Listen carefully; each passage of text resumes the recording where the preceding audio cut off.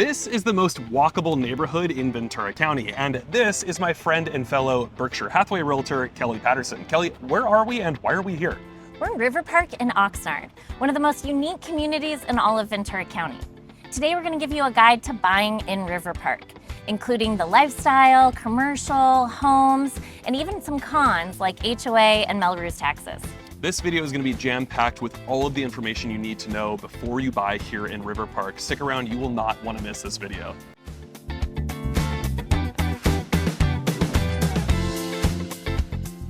RiverPark is a master planned community and it's newer construction.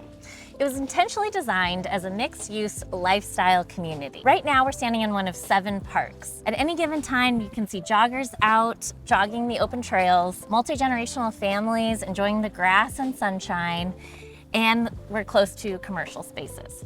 RiverPark is also close to the 101 freeway, which means it's incredibly convenient to get here, but also to get to several of our beaches here in the West County.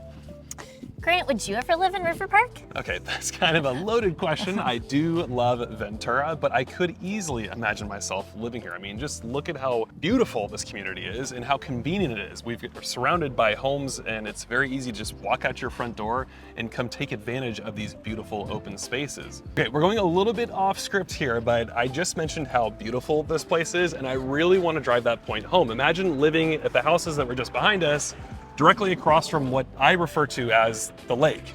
Kelly kind of makes fun of me for it. I'm obsessed with it, but I just think it's stunningly beautiful. And where else in Ventura County, unless it's on the beach, can you actually live waterfront? Very few places.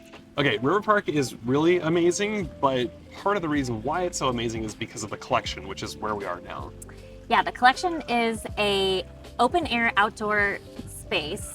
Kind of like a mall. It's a mixture of restaurants, activities, and shopping. You could even say it's a collection of shopping and dining. You could, Grant. Now, there's some really great locations here. We're standing right in front of Copper Blues, which is adjacent to Levity Live, which is the comedy club here in the collection. They also have Whole Foods, Lululemon opened up a store. What else? Well, my daughter's turning 12 next month, is gonna have her birthday party here. So we're gonna do an escape room, munchies, ice cream, probably some lunch. I even celebrated Mother's Day at Cheesecake Factory. Didn't you mention that you took your husband right after you guys had an argument to that axe throwing place? Not, just a fun date night. We had, drinks and appetizers. Don't go there if you're arguing with your spouse. Larson's and then axe throwing, so we're very competitive. I think that's a really cool thing about the collection is it has, fast food restaurants, it has fast casual, it also has upscale casual and fine dining, like you mentioned, Larson's Steakhouse. And then we can't forget to mention Bolero, which is the bowling spot. They have a huge arcade that my daughter's basketball team did their after party at, as well as competing family-friendly bowling games. Another thing that I want to mention too is, during the holidays, they'll do things like photos with Santa Claus. And they'll put lights out, make it really festive. There's a few different parks and play areas for kids. There's a turtle pond that my boys love to go over and watch the turtles. It was important to us to show you inside a typical home here in RiverPark. So we're actually headed over to a house right now to show you what that looks like. But Kelly, you brought up a great point. There's not just condos and homes for sale here in RiverPark. There are a few other options as well. Yeah, there's lots of options to rent while you fall in love with this community. My little sister, when she first moved back to Ventura County, she lived here in RiverPark in one of the apartments. It was really easy for her to run over to Target when she needed something, to eat out whenever she didn't feel like cooking. And then she eventually saved up and was able to purchase a condo. There's also senior living options here as well as hotels, and yeah, it's pretty much runs the full gambit of housing options here in RiverPark. It's also pet friendly, Grant. Even including the senior living, you can have your pets with you. So that's an important note because I do know quite a few folks here in Ventura County that are ready to make that transition. They're ready to get rid of that 3,000 square foot home and get into an assisted living or a senior living facility. So it's great to know that they can also bring their pets. Okay, this is a typical home here in RiverPark. This is 3258 London Lane, and they are asking how much money, Kelly? $720,000. It was built in 2010, and it's over 1,900 square feet. Let's go check it out. We're here in kind of the main entryway. I would call this more of a formal family room, probably. One thing that I did like about when we first walked in here was that you do have easy access to a bathroom. This would be considered a guest bath. So coat closet there too. What else do we have? Then it comes out over here into this dining space, open kitchen and family room with fireplace and built-ins. Wait, okay, hang on a sec. We gotta clarify this. What do you refer to as the living room and what do you refer to as the family room? Because I know different realtors have different definitions of those spaces. So I was always taught that the front room from right off the front door was your living room. That's the room you want to keep nice for guests that people see when they open your front door. And your family room is where you can relax and be more free in the back of the house. Okay, we're gonna run with that definition. That was great. Thank you. Okay, another thing that I like about this floor plan is you do have a little bit of outdoor space. It's not huge, but look, you get to go outside, which is wonderful. And then you have an attached 2-car garage. Let's poke our heads in here real quick so we can see this. Come on in, nice, decent 2-car garage. You can easily fit SUVs and sedans in here very easily. All right, upstairs? Yeah, let's do it. Okay. Okay, so this is The primary bedroom. primary bedroom then, with an incredible balcony. I'd love to go ahead and check that out too. That's nice. Looking down on a beautifully landscaped street. We're gonna talk about this later in the video, but there is an HOA payment here in RiverPark, and that's part of the reason why the landscaping on the street is so pretty. Okay, so This primary bath is huge. So it has a giant walk-in closet.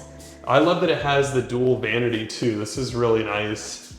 And you can tell that this was not the builder grade stone that they originally put in. Like this has been obviously upgraded at some point in time. Yeah. The tub looks like it's probably still original, as is the shower space, but that's okay. I mean, if you wanted to make those changes later on, you certainly could. Yeah. Now, one thing that's really important in my household is having a door on the water closet. And I love that this primary bathroom has a door on the water closet. I agree.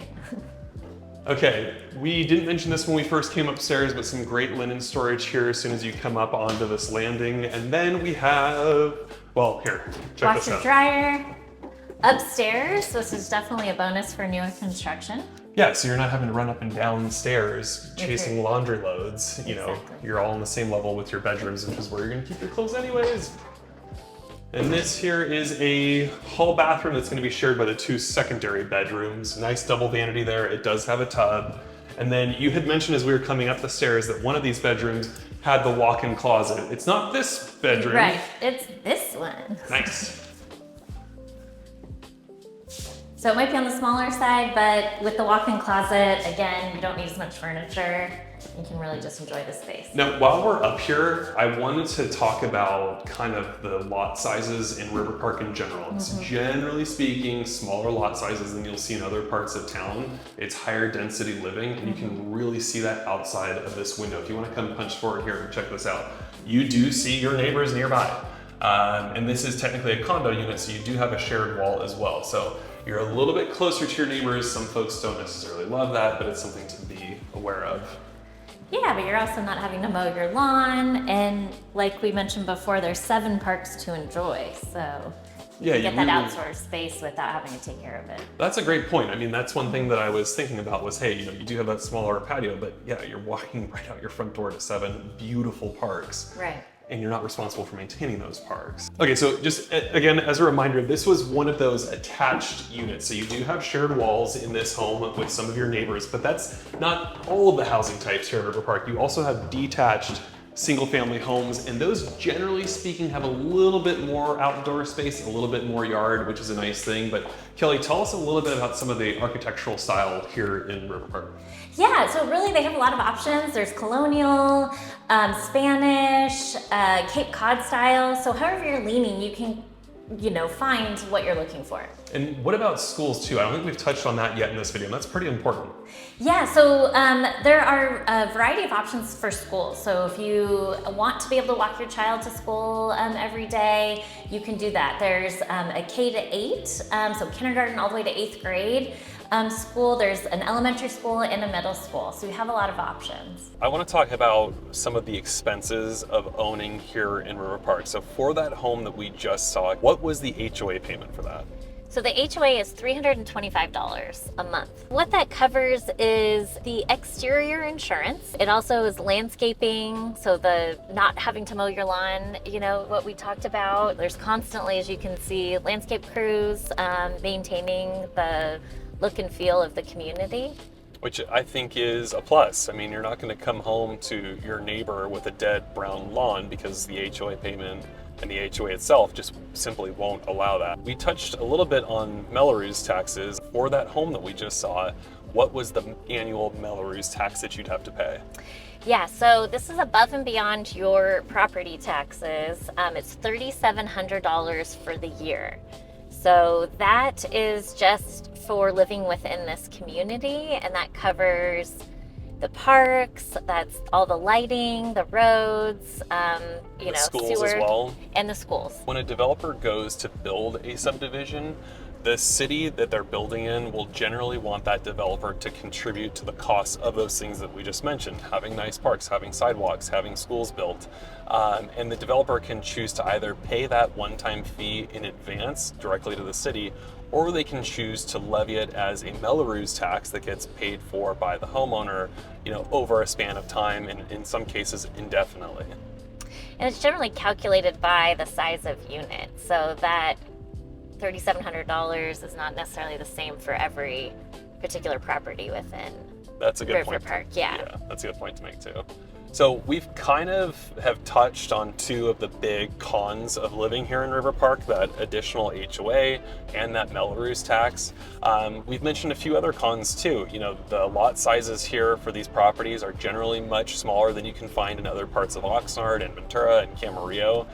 What are some of the other cons? the congestion, like street parking. So yes, you have a 2-car garage, but very few properties have driveways. So if you have an additional vehicle, or like most people in Southern California, you use your garage as additional storage or space, you will have to park on the street. And if you have guests over, they'll be looking for street parking. And I think hopefully you can see from the camera right now, you know, these streets are pretty darn congested with cars. So that's a negative that you're just going to have to be aware of if you want to live here. There's also some congestion getting off of the freeway and getting, you know, past the collection, past the commercial part of this area and into the residences.